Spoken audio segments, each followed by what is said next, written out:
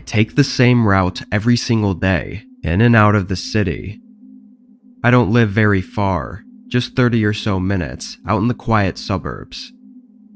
The road I took was always quiet at night, which was a huge relief compared to the traffic there was during the day. I was driving on this road, and everything was going just as it always did.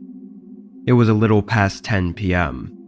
I was listening to my music and happy to be almost home.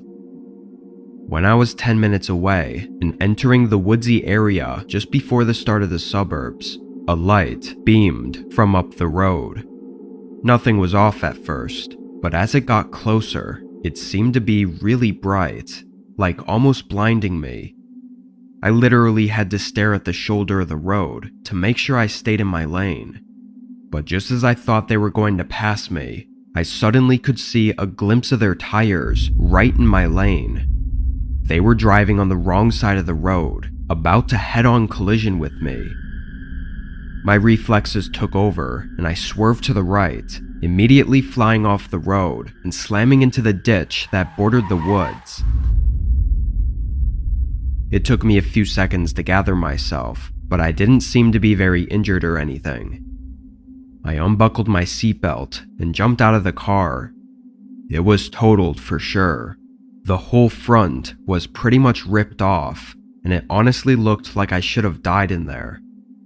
Then I remembered what happened and immediately got pissed off. I climbed out of the ditch and looked down the road. I expected to see their headlights fading out in the distance, but I was surprised. They had stopped and pulled over not too far down. Before approaching them, I quickly looked at my surroundings and realized how secluded we were. So before confronting them, I ran back down to my car and got my phone, calling the police. I didn't know who was in that car up there, or if they were drunk and angry or something, so I figured I'd play it safe. The operator said they would be here in 5 minutes, so I hung up and started to walk back up the ditch, but was startled by a guy now standing at the top. He didn't ask if I was okay, or say anything at all. "Are you the one that made me crash? You could have killed me," I said, trying to hold back my anger until the cops arrived. He still didn't speak, but the light from his car on the road suddenly started getting brighter and coming toward where he was standing.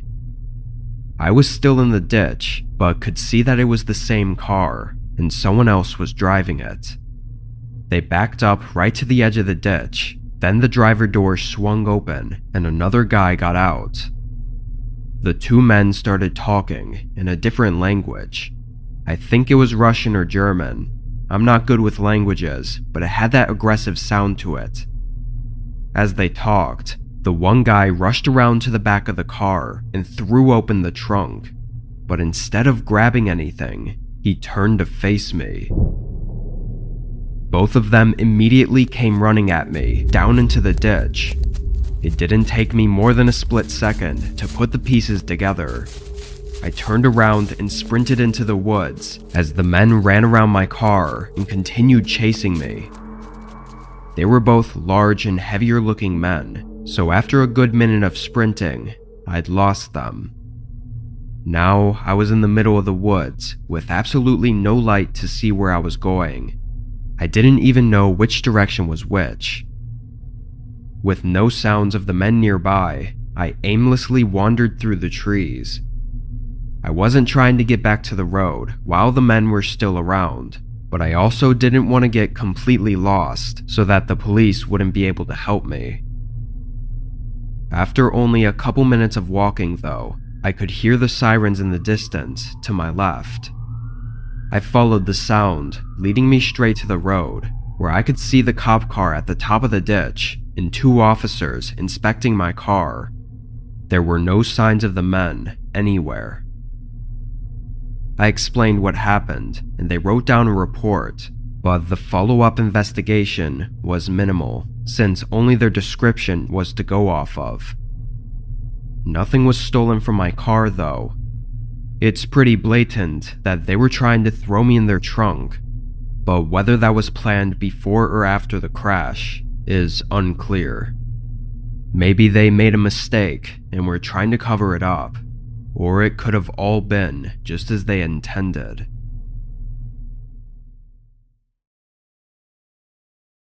Hi, I'm writing this today because I love your channel, and I thought it might be a great opportunity to share my story. I have short hair, snake bite piercings, a septum piercing, a nose piercing, and I wear oversized men's clothes, as that's what I'm most comfortable in. I have no problem with people viewing me as masculine, so it was my first day in 11th grade. I was having lunch with my best friend Sally when she gestured to a boy sitting next to us. His name was Henry, and everyone knew him to be the big bully since middle school. Surprisingly, I noticed Henry staring at me with a creepy smile. I never talked to him before, so I felt weird when he smiled at me. The rest of the day, wherever I went, Henry's eyes followed me.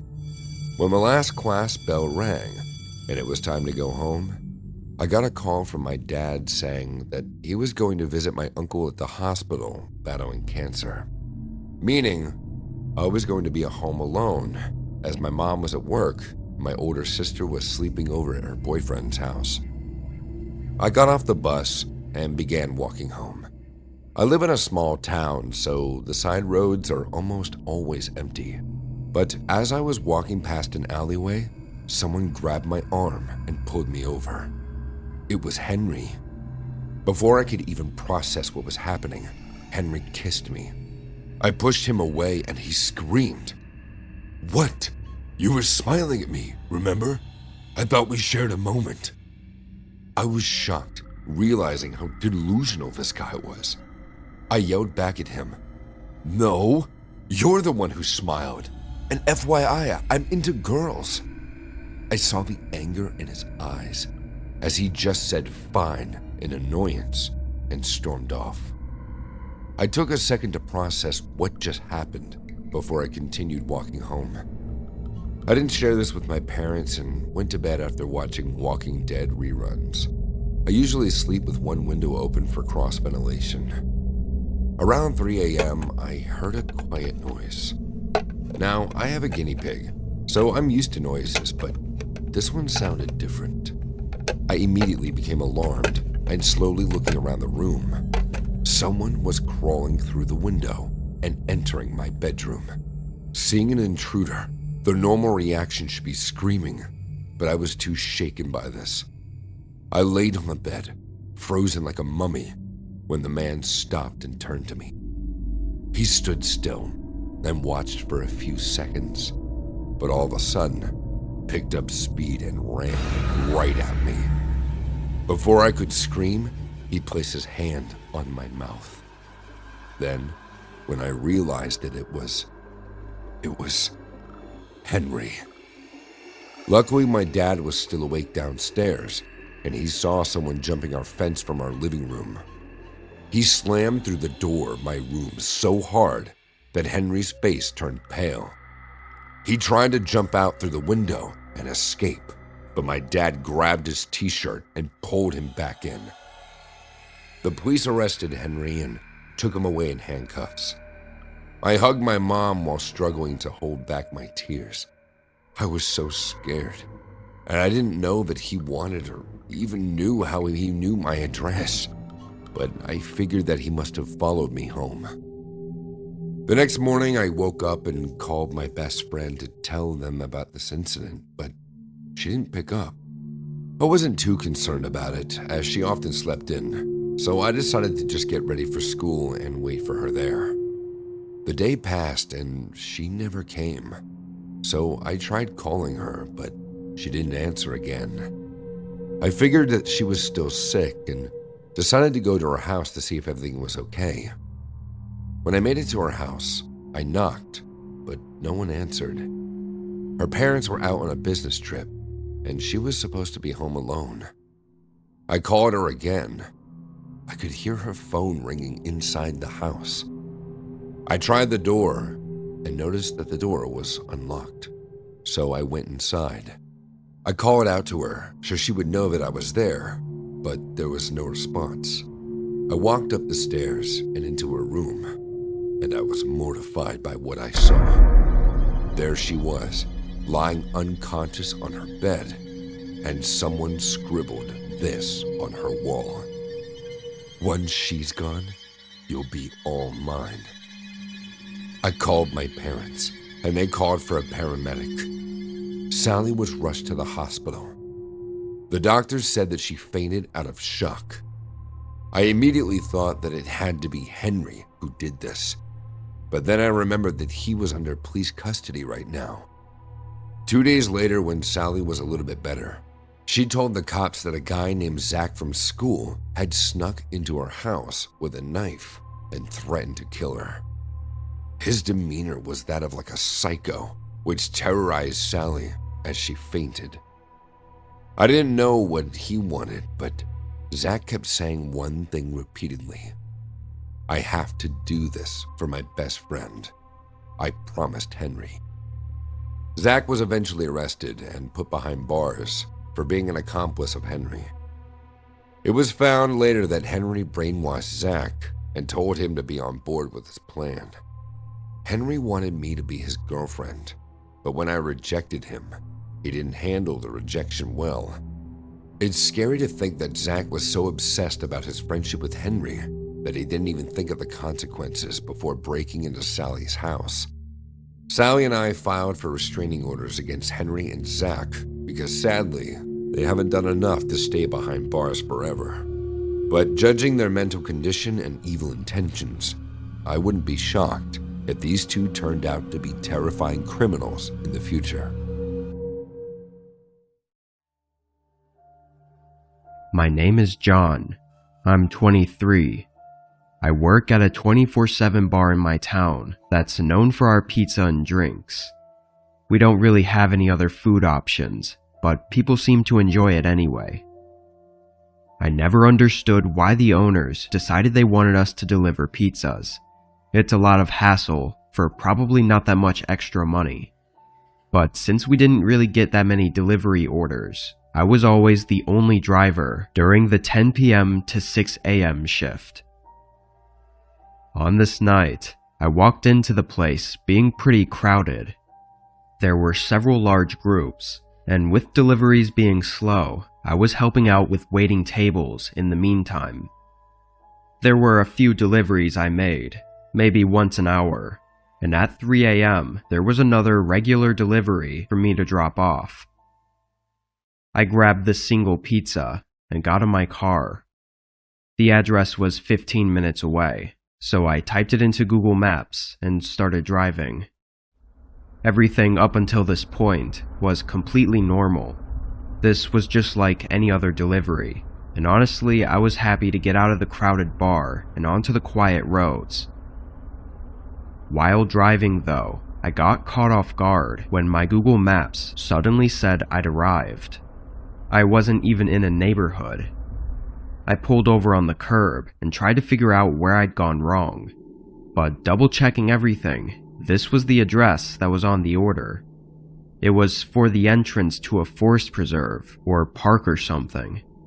There weren't even any houses nearby that it could have been mixed up with, so I called the customer's number. It rang for less than a second before they picked up. "Hey, this is John. I'm just trying to deliver your pizza, but I think you've given us the wrong address." There was a strangely long pause as I could hear the guy breathing into the phone before he described my car and said to look to my left. I did as he said and literally saw nothing but a completely pitch black forest. Then I saw something move. It was him, waving his arms in the air to get my attention. He was standing in the forest behind the road. I don't know why he didn't just come onto the side of the road where it was easier to see, or even why he ordered it here to begin with. I got out and started walking over. It was hard not to notice how eerily quiet it was outside next to this forest preserve. There were no cars anywhere and no other people. I found it really odd too, that as I walked up, the guy didn't move. Like, he didn't meet me halfway. He just stood there and watched me walk across the street and up to the grass just before the edge of the forest, where he was at. I stopped halfway through the grass, realizing this was getting really weird. I waved him over to come grab the pizza and pay for it. The guy hesitated, and instead of walking up to me, he looked behind me and on either side, pretty obviously looking for any bystanders. My nerves were really high at this point, which made it hard to think straight. If my mind was clear, I definitely would have just taken off for my car and left. Before I could come to my senses, the guy started approaching me. He was walking really fast and didn't slow down when he got closer. I stumbled back, but it was too late. The guy grabbed my upper arm and started pulling me back toward the forest. He was clearly trying to be quiet though, not yelling or anything, but instead putting all of his efforts into forcing me back. We struggled back and forth for several seconds before I realized I couldn't break free and started punching instead. It only took a few clean shots to his face before he let go, and by then, we were only a few feet from the forest. I took off running, looking back only to check if he was following. I saw him get up and run into the forest, but to my horror, 2 other guys came out from behind the trees. I got in my car and drove straight to the police station that was on the other side of the block, but obviously the guys had completely run off by then. I actually went back to work after that, explaining what happened to my boss and asking if he had any info on the guy's order. All he had was a phone number, which was already disconnected, and the first name that was most likely fake. After that, he sent me home early with a free slice of pizza, which wasn't exactly a fair trade, but I wasn't complaining. If I'd been dumb enough to walk up to the forest that night, I probably would have been instantly jumped by all 3 men with no witnesses. Luckily, my hesitance to approach him made it an easier fight to escape, but it very quickly could have turned into something far worse. I'm a terrible long-distance driver. I just wanted to put that out there to begin with, because my inexperience really shows. I almost never drive more than 30 minutes at a time, but for work, I had to make a 10-hour drive from my small hometown of Brawley all the way up to San Francisco, where our main office was. I'd been with the company for less than 6 months, working remotely, so this was my first time making this drive. Unfortunately, the way there wasn't through the beautiful California coastal highway either. It takes the lesser-used highway on the opposite edge of the state, going through the empty deserts and smaller cities for the most part. Again, I'd never taken this route before, so this was all new to me. I set up my GPS and started driving at 6 p.m. This would be so that I could hopefully make it right at check-in time at the hotel, which was 3 p.m. the next day. The first hour of the drive was through my town, and it slowly dwindled down to just a few buildings here and there, and eventually nothing. There also weren't really any other cars. About 3 hours in, I passed a gas station, and it reminded me to check on my tank. I looked at the meter and noticed it was getting close to running out. Actually, it was really close to running out. Driving for this long on a boring empty road made me space out and not pay attention to it. I figured I was good enough to wait until the next gas station though, so for the next 20 minutes, I had my eyes open for any gas station exits. But as every mile passed with no gas station, I started to worry.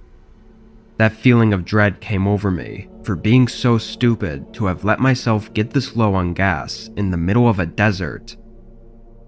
I could feel my car start to jerk randomly and stutter, so I knew this was really bad. Just as I was thinking that my car was going to shut off at any second, I saw someone's headlights on the side of the road. It looked like a police car monitoring the highway, so with pretty much no choice, I pulled off onto the shoulder and parked a little ways behind them. I was hoping they had a gas canister I could use. I got out and started walking up to their car. It had a spotlight by the driver's side mirror and a light bar on the roof, so from behind, it looked exactly like a police car, but as I got closer, I wasn't so sure. Either way, I needed help, and by now I assumed they had to have seen me walking up anyway. When I got up to the side of the car, it was clearly a police car, but not one in service. Like probably an old one that someone had bought after the police markings and other stuff were removed. When I got up to the window though, nobody was inside, but it didn't look abandoned either. The inside looked relatively clean, and there was even a grocery bag on the passenger seat with what looked like food and snacks in it. Something about this was really off though. I looked up and out at the surrounding desert. It was really dark, and mostly empty aside from some stray cactus, but it only took me a second to notice something moving out there. They were pretty far from the road, so I couldn't tell what they were doing, but there was definitely a person out there moving around. Knowing this wasn't going to go the way I expected, I was going to go back to my car and try to call 911 or maybe roadside assistance, but the figure suddenly stopped moving and stood still. It was like they had noticed me and were suddenly looking over. I didn't know what to do, so I kinda just stood there. Then the person started rushing toward the road. I took this opportunity to run back to my car. The man must have been full-on sprinting though, because by the time I was in my driver's seat, they were already at the road. They stood by their car and stared at me, and I could now see their face in my headlights. They had short black hair and a black beard, with dirt and sand covering their entire body, from their shoes all the way up to their face. I couldn't tell if he looked mad or what, but he stood like a deer in headlights, as if waiting for me to either drive away or get out.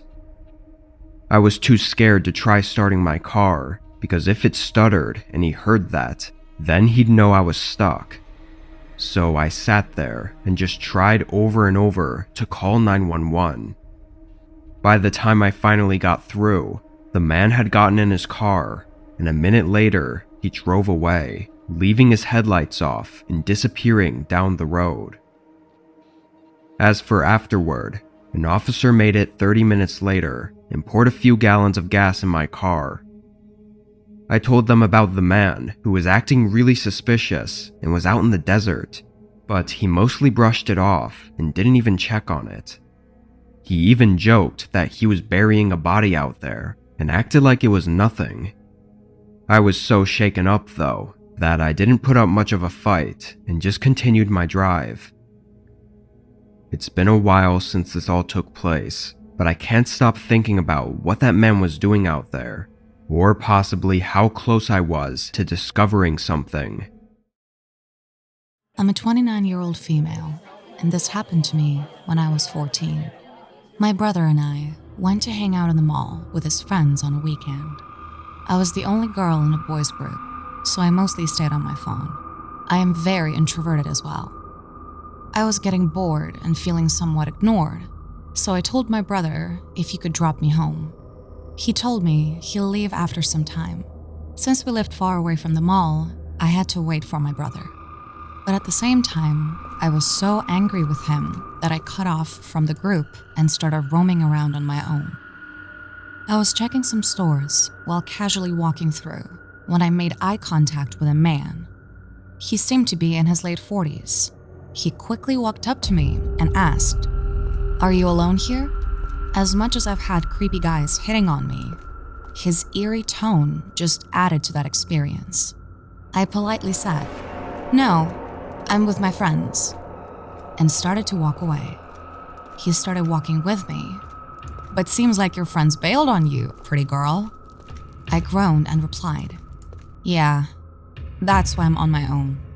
"Well, people can be jerks, but that shouldn't limit us from having fun." He smiled big while saying this. Now, before you judge me, please keep in mind that I was only 14 and really mad at my brother for ruining my weekend. I asked him if he knew anything fun to do around the mall, and he said there's a newly opened gaming zone. I looked at the food court, far away, where I could see my brother laughing and having a good time with his friends.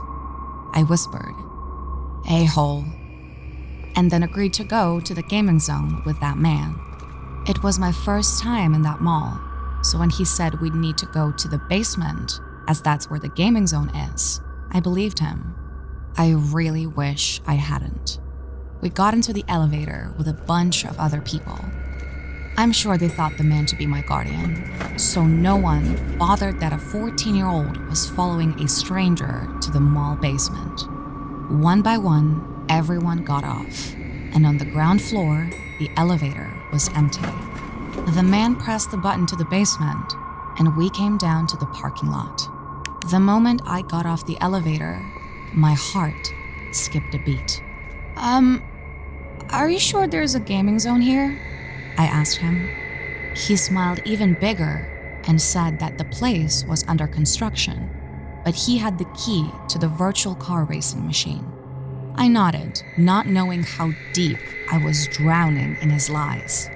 He started walking into the dimly lit basement, and I began following him, not knowing what I should do. I thought to text my brother, but there was no network in the basement as well. Now the man started saying how I would enjoy the racing game since there'd be no one to disturb me.